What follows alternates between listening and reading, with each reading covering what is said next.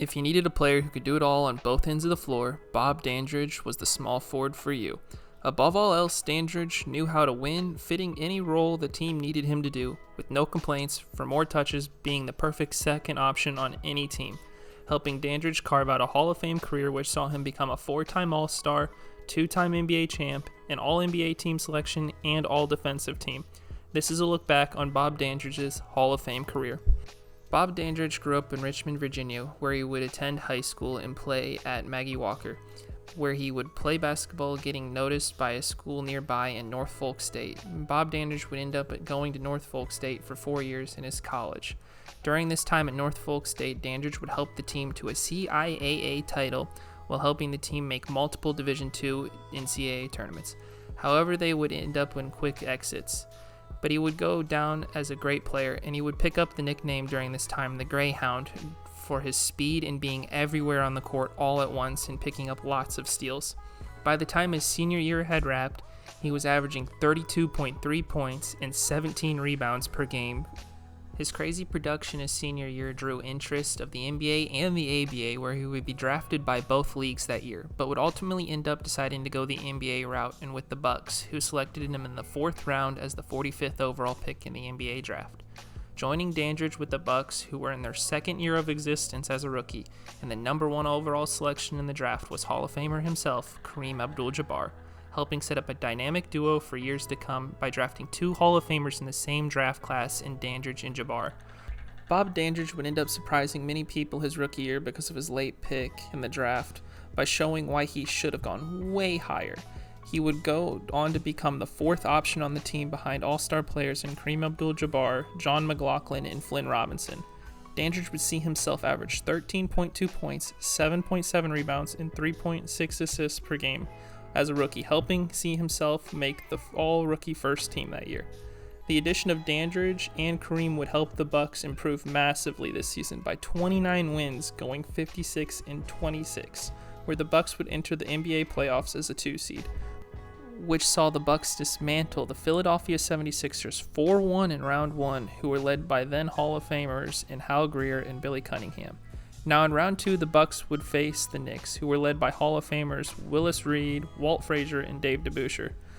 Things would not go to plan though, as the Knicks would have handled the Bucks rather easily in 5 games, giving them a taste of their medicine in the prior series, in large parts because the Bucks' offense stalled because the offense mainly resided around Kareem. After defeating the Bucks, the Knicks would go on to win the NBA championship this year. The postseason for Bob Dandridge would see him increase upon his regular season numbers to 16.3 points, 8.7 rebounds, being second on the team in both categories, as well as leading the team in assists with 5.7 a game. The Bucks were truly being led by 2 rookies in the NBA postseason. In the offseason, the Bucks realized they had a competitor and would make a big splash to help get them over the top. Milwaukee Bucks would trade Charlie Paulk and Flynn Robinson to the Royals for Hall of Famer Oscar Robertson. Entering the next year, Dandridge would complement Robertson and Kareem perfectly, improving his numbers as well to 18.4 points a night, 8 rebounds, and 3.5 assists, helping the Bucks go 66-16, getting the 1 seed in the NBA playoffs. Once in the playoffs, the Bucks would put their foot on the pedal even more, running through teams. In round 1, it was the Warriors, who were led by Hall of Famers Jerry Lucas and Nate Thurmond in 5 games. Then getting a second-round matchup against the aging Lakers, led by Hall of Famers Wilt Chamberlain, Jerry West, Gail Goodrich, and Elgin Baylor. And in a surprise to most this series, the Bucks would dismantle the Lakers in 5 games as well, getting the right and the chance to play in the NBA Finals, where they would face the Washington Bullets, led by Hall of Famers Wes Unseld, Gus Johnson, and Earl Monroe. Yet the Bucks would continue their dominance over the NBA this year by sweeping the Bullets, going down as one of the best postseason runs in NBA history. Bob Dandridge was officially an NBA champion, and in large parts due to his efforts.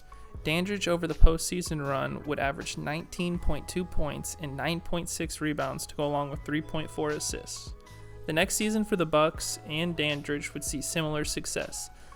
Dandridge would put up almost identical numbers to the year prior with 18.4 points, 7.7 rebounds, and 3.1 assists per night, helping the Bucks go 63-19, getting a 1 seed again. The postseason would start off similar to the prior, with the Bucks taking down the Warriors quickly again in 5 games, getting a conference final matchup again against the Los Angeles Lakers. This time though, the Lakers came ready to play with vengeance on their mind, and the Lakers would go on to beat the Bucks in 6, led by big performances from Jerry West and Jim McMillan. The Lakers would go on to win the NBA Finals this year, finally getting over the hump in the finals, winning it. Bob Dandridge this run to the Western Conference Finals would average 21.5 points, 8.8 rebounds, and 1.9 assists a night. Next season would see Dandridge take on a bigger role as the team right-hand man to Kareem Abdul-Jabbar, with Robertson's numbers decreasing due to age. Dandridge would go on to average 20.2 points, 8.2 rebounds, and 2.8 assists a night, which would help find himself making his first All-Star team. Now the Bucks would go on to get the number 1 seed again for the 3rd year in a row, going 60-22, getting a first-round matchup again against the Warriors. Yet this Warriors team was very different from the years prior, with the addition in the offseason of Hall of Famer Rick Barry, which would help flip the script from the prior years, defeating the Bucks in 6 games. Now Dandridge would end up struggling this series with having to guard Barry, and putting up similar offensive numbers would be tough, and they would drop down to 13.8 points, 4.7 rebounds, and 1.2 assists. Milwaukee next season would see Oscar Robertson's numbers decrease even further, but Lucius Allen would help pick up the slack to help the Bucks keep on top during the regular season, going 59-23. And Dandridge would continue as the second option on the team for the Bucks to Kareem, averaging 18.9 points, 6.7 rebounds, and 2.8 assists. Now entering the playoffs yet again as a number 1 seed, the Bucks would face the Lakers in round 1, but would beat them in 5 this time because Wilt was no longer around on the team, and West only would end up playing in 1 game, battling in injuries all year, which would help them get a round 2 matchup against the Chicago Bulls, who were led by Bob Love and Norm Van Leer. Now, the Bucks would handle the Bulls rather easily in 4 games, in large parts because the main leader on the Bulls was missing and Jerry Sloan out with injury, getting the Bucks back to the NBA Finals, where they would meet the Boston Celtics.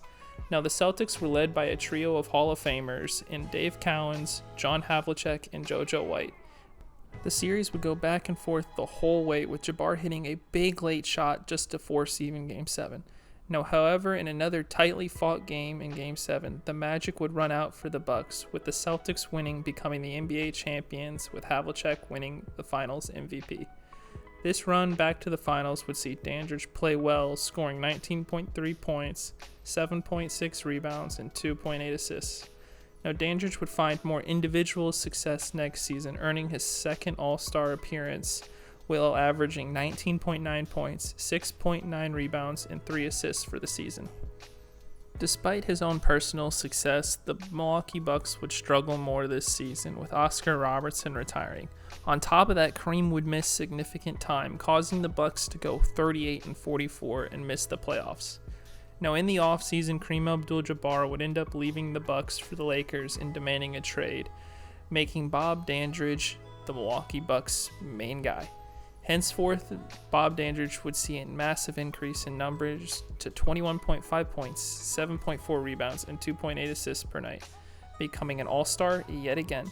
Now, despite his personal success, the Bucks would struggle more, going 38-44, but would still make the playoffs this time as a 4 seed, in large part due to the emergence of Brian Winters as Dandridge's right-hand man.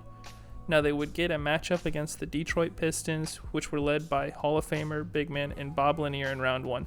And it would go the distance, but missing the presence of Jabbar, Lanier would prove to be too much and push around the other bigs, putting the Pistons over the top.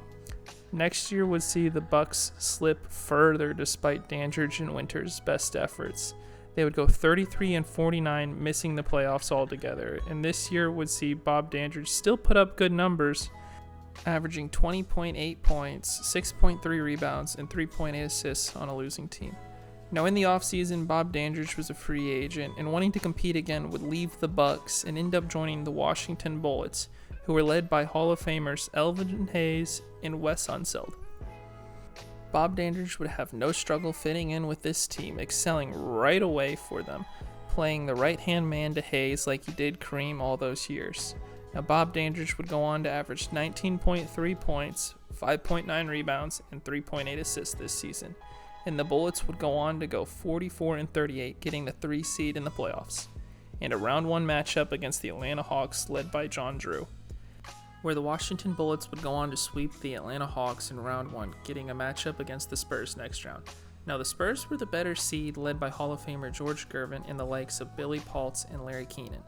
Now, George Gervin would give the Bullets problems the whole entire series, scoring whenever he pleased, but the Spurs couldn't stop Hayes and Dandridge on the other end, though, resulting in the Bullets winning in 6 games, making it to the Eastern Conference Finals to face heavy favorite and the number 1 seed in Philadelphia 76ers. Now, the 76ers were led by Hall of Famers Julius Erving and George McGinnis alongside Doug Collins. Yet the Bullets kept doing what they had done the whole entire playoffs and being hot at the right time.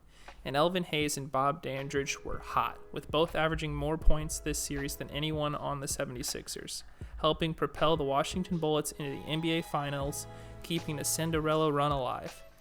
In the finals, the Bullets would meet the Seattle Supersonics, another team who had underachieved in the regular season but was hot at the right time like they were. Now, the Sonics were led by a multitude of players, including Hall of Famers Jack Sigma and Dennis Johnson, alongside Gus Williams and Fred Brown. Now, the series would be evenly matched the whole way, with each star player having their moment in this series to shine. Now, the series would go the distance and would end up seeing the Bullets prevail in Game 7, with Bob Dandridge putting the exclamation point on the victory with a dunk to end the game. The Washington Bullets would make history as the team with the worst regular season record to ever win an NBA championship, also making Bob Dandridge an NBA champion for the 2nd time in his career. Now, over the championship run, Dandridge would see his averages of 21.2 points, 6.5 rebounds, and 3.9 assists, being the perfect right-hand man for Elvin Hayes. Now, the Bullets and Dandridge would keep up the success in the following next season, which saw Bob Dandridge have arguably his career year. Dandridge would average 20.4 points, 5.7 rebounds, and 4.7 assists a night, earning himself several accolades along the way, like an All-Star appearance, All-NBA second team, and All-Defensive first team. The awards speak for themselves, as he did pretty much everything the Bullets asked for him to do this year on both ends of the floor, helping the Bullets go 54-28, earning the number 1 seed. Despite entering the first round as heavy favorites, the Bullets would struggle against the Hawks in round 1, with Dan Roundfeld and Eddie Johnson causing fits the entire series, pushing it to 7 games, where Elvin Hayes would propel the team over top, pushing them into the next round to face the San Antonio Spurs. Now, this would be a similar Spurs team to the year prior, but this year James Silas was proving to be the extra spark and firepower the team needed, making them tougher to beat, causing the series to go 7 games. Now, in Game 7, it would be a back and forth like the whole series had been the entire way, and in the final seconds of the game, Bob Dandridge would hit a miraculous mid-range jump shot, winning the game and the series for the Bucks, helping them get back to the NBA Finals to face the Supersonics again. Now, the two teams were back again with almost identical teams as the year prior, but the outcome would not be the same, as Dennis Johnson and Gus Williams would be way too much to handle for the Bullets, resulting in the Supersonics winning the NBA championship in 5 games. Now, during this postseason run back to the finals, Dandridge would average 23.1 points, 7.4 rebounds, 5.5 assists, truly doing it all, but just falling short of the perfect season. The success unfortunately would not continue for Bob Dandridge, as he would get hit by the injury bug next season, on and off, causing him to miss time. Bob Dandridge would only end up playing in 45 games, but in those 45 games he'd still be solid, averaging 17.4 points, 5.5 rebounds, and 4 assists a night. Now, the Bullets without Dandridge would struggle significantly more this year, going 39-43. But the Bullets would still sneak into the playoffs for a first-round matchup against the 76ers. Now, the 76ers, however, would sweep the Bullets because Bob Dandridge was out missing the whole entire series from injury. Now, the next season would only continue to see the trend of injuries affecting Dandridge's ability to play. He would end up only playing in 23 games, where he would average 10 points, 3.6 rebounds, and 2.6 assists a night. Now, the Bullets would end up missing the playoffs because of this without having Dandridge at the old form he once was, going 39-43. At the end of the year, Bob Dandridge was a free agent and decided to go back to where it all started in Milwaukee to find old success.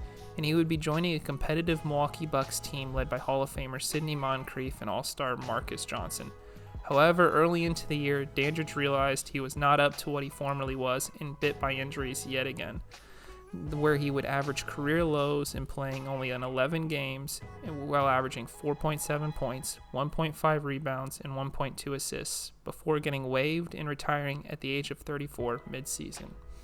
During Bob Dandridge's 13-year career, he would put up averages of 18.5 points, 6.8 rebounds, and 3.4 assists. Bob Dandridge would go on to be inducted into the NBA Hall of Fame in 2021. Now, Bob Dandridge will be remembered for being whatever the team needed him to be that night. He could be your leading scorer or the perfect complementary piece to any team, never complaining about getting touches, all the while playing phenomenal defense, helping earn himself 4 All-Star appearances, an All-NBA team, an All-Defensive team, and becoming a 2-time NBA champion with the Milwaukee Bucks and Washington Bullets. Bob Dandridge will forever go down as one of the best forwards of the 70's. Thanks for watching this video on Bob Dandridge's Hall of Fame career. Now, if you want to see any videos in the future over anyone's careers, please leave it in the comments below and I might just decide to do them. Thanks again for watching. This has been Skid Denver.